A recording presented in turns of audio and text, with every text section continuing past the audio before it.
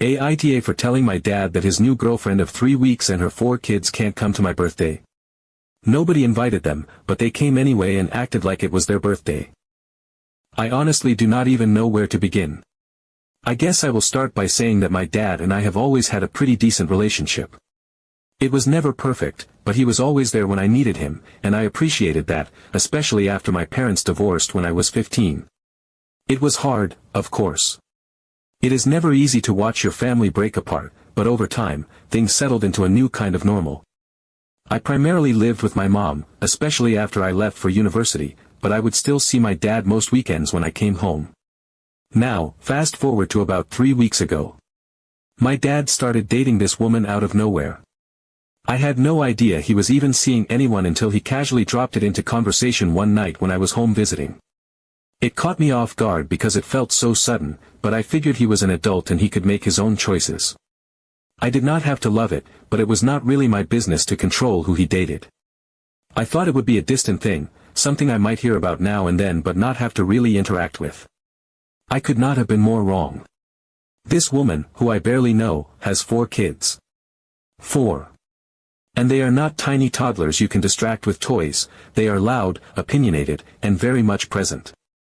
I had met them briefly once when I stopped by his house to pick up some old stuff from my childhood bedroom, and even in that short interaction, it was obvious that we were from totally different worlds. They were climbing on the furniture, arguing over the television, and generally acting like they owned the place, while I just stood awkwardly in the doorway wondering how quickly I could grab my things and leave without seeming rude. It was fine, though, because again, I do not live there. I am away for university and only come back on weekends to see my mom and occasionally swing by to say hi to my dad. I figured as long as I kept my visits to a minimum, it would not be a huge problem. Now, here is where things really started to spiral. My birthday is coming up next week. It is kind of a big deal for me, not because I need some huge party or tons of gifts, but because my grandparents always make a special trip to visit. It is a tradition that has meant a lot to me, especially after everything with the divorce. They bring a homemade cake, we have a nice family dinner, and it is just cozy. Familiar. Safe. It is something I look forward to every year. So a few days ago, I was talking to my dad about plans for my birthday, and he casually mentioned that he had invited his new girlfriend and her 4 kids over for the celebration. I genuinely thought I had misheard him at first. I asked him if he meant some other day, maybe the day after, and he looked at me like I had 3 heads. He said no, he thought it would be nice for them to come and get to know the family better since they are going to be a part of our lives. I was stunned.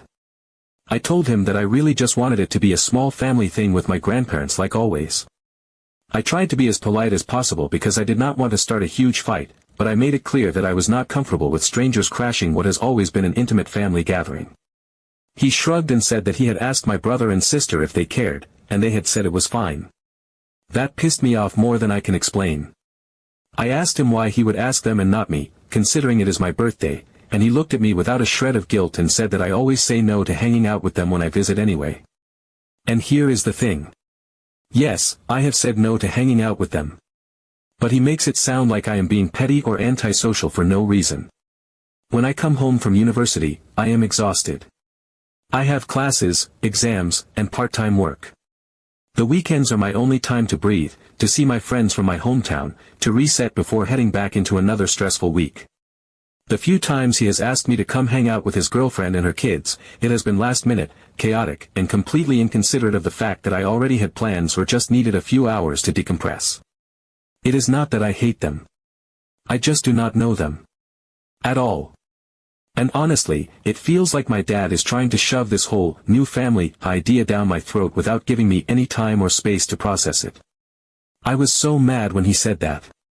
Not because he invited them once or because he is dating someone. I get it, he is allowed to move on. I was mad because he did not even think I deserved to be asked about what I wanted on my own birthday. He knew what my answer would be, so instead of facing it like an adult, he went behind my back and made it seem like it was a group decision. It felt incredibly disrespectful and dismissive, and it broke something in me that I did not even realize could still be broken after everything that has already happened in our family. I told him again, as calmly as I could manage, that I really just wanted my birthday to be small and with my grandparents like usual. I did not want to spend it making polite conversation with strangers and trying to wrangle screaming kids while pretending I was having the best time of my life. He just stared at me and said that it was important for him that I accept them because they are his future. I almost laughed because of how ridiculous it sounded. His future. He has known this woman for 3 weeks.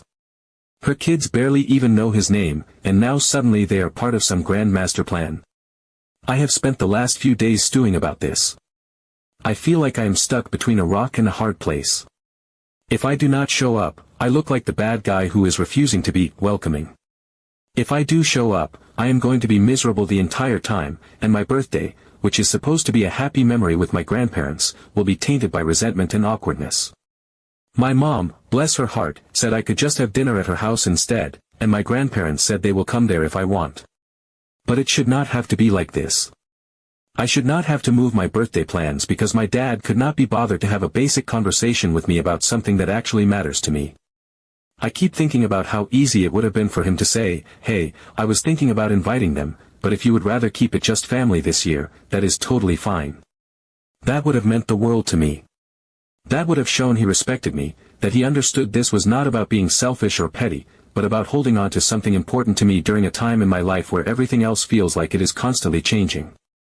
Instead, he made it all about him, about how I am not welcoming enough, about how I am not bending over backwards to make him feel better about his life choices. I know it sounds dramatic, but it feels like he chose them over me, and it hurts more than I can explain. I do not even know what I am going to do yet. Part of me wants to just let it go, show up, smile through gritted teeth, and get it over with. But another part of me, the part that is still a hurt little kid inside, wants to stand my ground and say no. This is my day. I get one day a year that is supposed to be about me. I should not have to fight to be heard on my own birthday. Update 1. After the complete mess with my dad inviting his new girlfriend and her kids to my birthday without asking, I decided to just shift everything to my mom's house. It felt like the safest option. My mom, my grandparents, my brother, and my sister were all completely on board. Nobody wanted drama, least of all me. I never officially uninvited my dad, because technically he had not been formally invited in the first place after that conversation. I just made it very clear when I talked to him that it was going to be a small, low-key family thing. I said it would just be immediate family and that I really wanted it to stay quiet and simple. I thought I had put the whole issue to rest. I thought wrong. The day of my birthday started off beautifully. My grandparents arrived early in the afternoon, and the second I saw them get out of their car carrying that big cake box, I felt a little piece of my heart settle. They had spent hours baking a triple-layer chocolate cake with the same homemade buttercream frosting they have made for me since I was a little kid. It tasted like my childhood, like love, like comfort. My mom had cooked an incredible meal, pot roast, mashed potatoes, roasted vegetables, the whole works, and the house smelled amazing. It felt warm and cozy, exactly the kind of birthday I had wanted after the dumpster fire of the previous few days. My brother and sister were in good moods, laughing and joking around like we used to before everything got so complicated. For the first time in a long time, I actually felt relaxed around my family. We were just cutting into the cake, my grandfather fumbling with the big knife and teasing me about getting older, when it happened. The front door burst open without a knock, and in walked my dad, Stacy, and her entire pack of kids. I swear the air in the room changed instantly. It was like the temperature dropped 20 degrees. They came in loud, Stacy laughing like she was the guest of honor, her kids immediately charging into the room, shouting over each other about the smell of the food and the size of the cake. Stacy, looking around like she had just walked into a surprise party thrown in her honor, clapped her hands and said loudly that she could not believe we had thrown her such a beautiful birthday dinner. She was laughing like it was the funniest thing in the world, but there was this undercurrent of smugness in her voice that made my stomach twist. Everyone froze. It was like time paused. My mom's face went stiff in that terrifying way that only moms can manage when they are furious but trying not to cause a scene. My grandparents looked genuinely baffled, exchanging glances like they could not figure out if this was some elaborate prank or a horrible misunderstanding. My brother and sister stopped mid-slice, still holding the plates they were handing out. I was so stunned I just stood there for a second, trying to process what I was seeing. My dad looked as awkward as humanly possible, standing behind Stacy like he knew he had made a colossal mistake but was too embarrassed to do anything about it. Stacy's kids had already helped themselves to plates, pawing at the food like they had not eaten all day. I pulled myself together and stepped forward, trying to keep my voice calm even though my hands were shaking. I told them that this was a private family gathering and that they had not been invited. Stacy just laughed again and said it was just a party, that we were all family now, right? I stood my ground, told her again that no, actually, they were not invited, and this was not her event to crash. The second I made it clear I was not backing down, Stacy's whole demeanor changed. Her face hardened and she gave me this tight, condescending smile that made me want to scream. She said fine, if they were not welcome, they would leave, but she said it in this sarcastic, theatrical way like she was trying to make me feel bad or make herself the victim. Her kids, of course, were not on the same page. They started whining and dragging their feet, one of them even clutching a slice of cake and begging to stay because it was so good. It was a nightmare. My dad just stood there, still saying nothing, not defending me, not taking charge, not even apologizing for the chaos. It was like he had shrunk 3 sizes and could not figure out how to fix the mess he had created. Finally, my mom had enough. She stepped forward with this icy calmness that honestly scared me a little and told them very clearly that they needed to leave immediately, that this was not their event, and they needed to respect that. Her voice was low but firm, and there was no room for argument. After a lot of huffing, puffing, eye-rolling, and dramatic sighs, they finally shuffled out, slamming the door behind them so hard that the silverware on the table rattled. There was this heavy, uncomfortable silence in the house for a moment afterward, like everyone was trying to figure out how to breathe again. The mood had been shattered, and there was no getting it back completely. I felt so embarrassed, so angry, and just overwhelmingly sad that what should have been a sweet, happy family night had been turned into a public spectacle. But my family, being the amazing people they are, rallied around me. My grandmother shoved a plate of cake into my hands and told me that if this was not the most memorable birthday I had ever had, it was certainly going to be one I would never forget. My grandfather made a joke about installing a security system and starting a guest list policy for future birthdays. My brother and sister did their best to make me laugh, pulling ridiculous faces and telling stupid jokes until I finally cracked a real smile. We ate the rest of the cake, and we finished the night playing cards around the dining room table, just like we used to when I was a kid. The laughter was a little more forced than usual at first, but by the time the night wound down, it felt real again. The mood was definitely bruised, but we salvaged the night the best we could. Update 2. I wish I could say that after the disaster on my birthday, everything cooled off and we found some way to move forward, but of course, that would have been too easy. Things only got worse. About a month later, Thanksgiving rolled around. Normally, we keep things simple. For as long as I can remember, Thanksgiving meant a small, cozy dinner at my mom's house, just immediate family and my grandparents. It was never a big production, just good food, good company, and a chance to relax before the madness of finals at university. But after the birthday fiasco, my brother and sister were worried about potential drama, and suggested that this year we move dinner to a neutral location, my aunt's house, so it would feel less tense if my dad decided to pull anything. It seemed like a good idea. My aunt was happy to host, my mom agreed it was probably smart, and my grandparents thought it might be a nice change of scenery. We planned everything carefully, coordinating who would bring what dish, trying to recreate the usual warm family feeling in a new place. We did not invite my dad. Not because we were being cruel, but because it was clear that he had made no effort to respect boundaries after what happened on my birthday. Nobody felt comfortable gambling the holiday on his mood or Stacy's entitlement. Everything was going well at first. The food smelled amazing, the fireplace was crackling, and everyone was in good spirits. My aunt had decorated the house beautifully, with little pumpkins and garlands of autumn leaves, and for a few precious minutes, it felt like things were going to be okay. Then the front door swung open. There they were. My dad, Stacy, and all 4 of her kids, marching into my aunt's house like they had been personally summoned. It was almost surreal how brazen they were.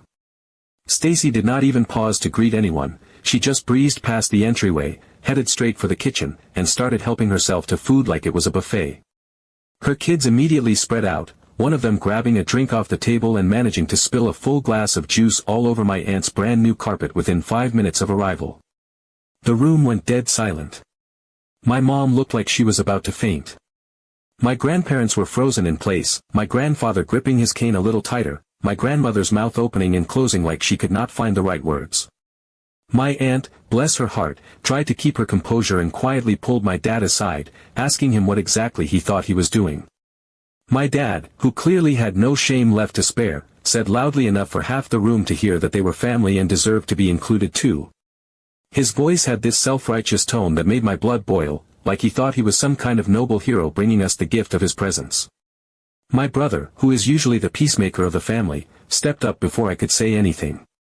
He told my dad firmly that they were not invited, that this was supposed to be a small family dinner, and that after what happened last time, we had all agreed to keep it simple to avoid drama.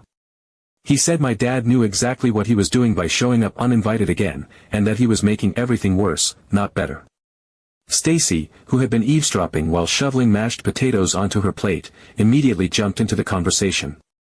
She started shouting about how we were elitist and cliquey, and how we needed to get over ourselves because family was family whether we liked it or not.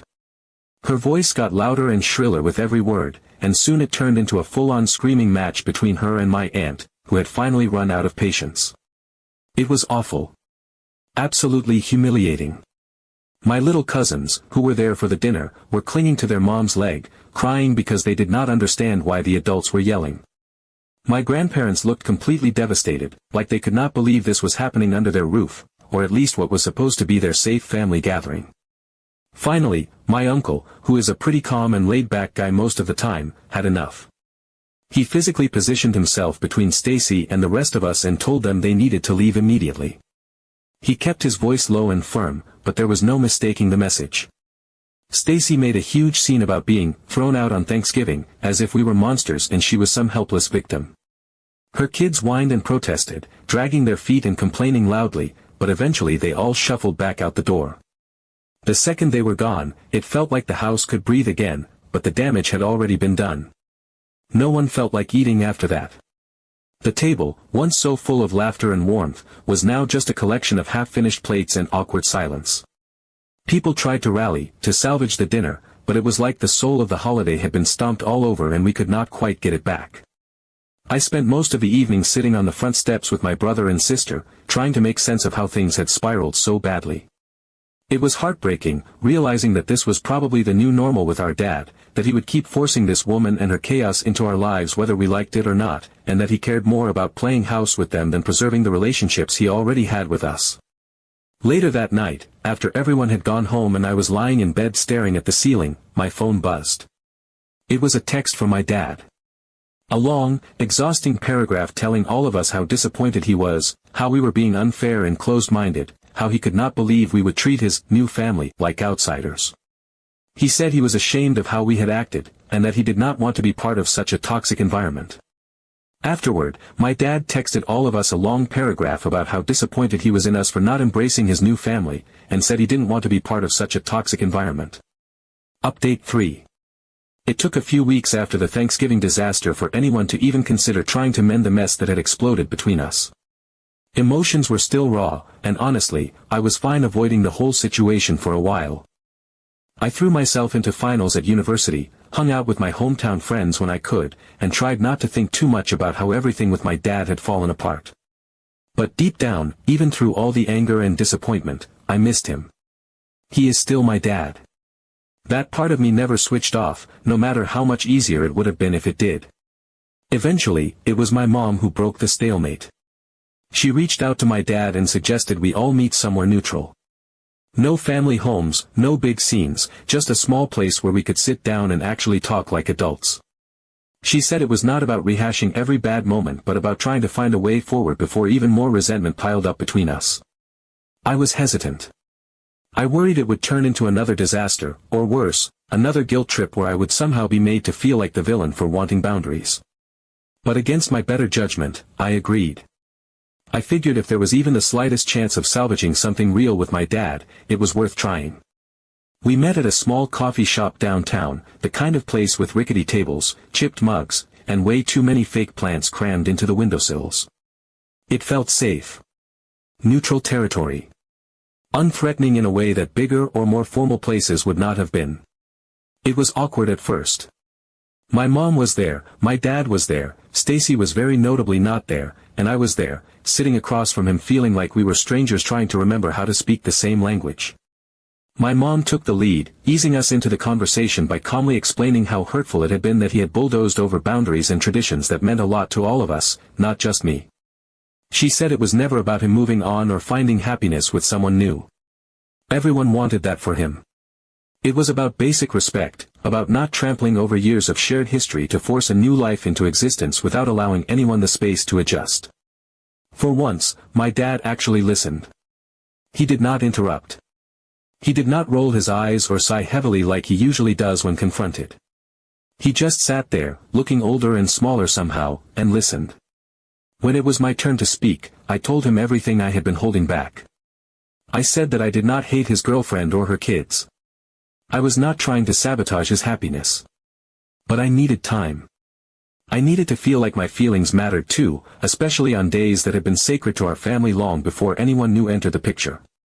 I said that being steamrolled into pretending everything was fine only made me resentful and distant, not closer to them. I said I missed my dad, but I could not build a relationship with a stranger family if it meant tearing down everything we already had. There was a long, heavy pause after I finished. I braced myself for excuses, for defensiveness, for the same disappointing responses I had gotten used to hearing. But instead, my dad simply said he was sorry. A real apology. Not one of those non-apologies filled with, if I hurt you or, but you have to understand. Just a raw, honest, I'm sorry. I didn't realize how much I was hurting you. He went on to admit that he had felt guilty about moving on after the divorce. He said he had been so desperate to prove that he was okay, that he could still have a full, happy life, that he rushed things too fast. He confessed he thought if he acted like everything was fine, everyone else would just fall into line and believe it too. He said he now understood that in trying to create this shiny new future, he had badly hurt the people he cared about most. Hearing that was like feeling a massive weight lift off my chest. It did not erase everything that had happened. It did not magically fix the last few months. But it mattered. It mattered more than I even realized it would.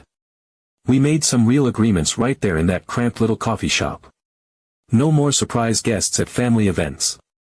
Ever. If Stacy and her kids were to be invited somewhere, it would only happen after a real discussion, not an ambush. My relationship with my dad was my own. It was not dependent on how close I was to Stacy or her children.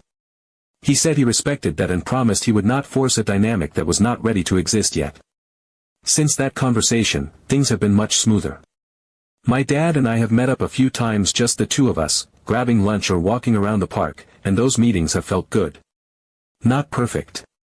There is still a little awkwardness sometimes, little gaps where the hurt still lingers.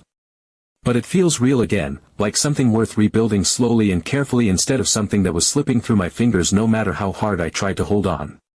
As for Stacy and her kids, they are still around. I know they are an important part of my dad's life, and I am okay with that now. But they stay in their lane. I am not pressured to include them in everything, and because of that, ironically, I have actually started to get to know them a little bit in settings where I feel comfortable. No ambushes. No forced bonding. Just small steps at my own pace. Looking back on it all, my birthday this year was far from perfect. It started with heartbreak and anger and confusion. But the ending? Sitting across from my dad in that little coffee shop, hearing him truly listen, seeing him actually try to be better for me, I guess you could say it was kind of a gift after all.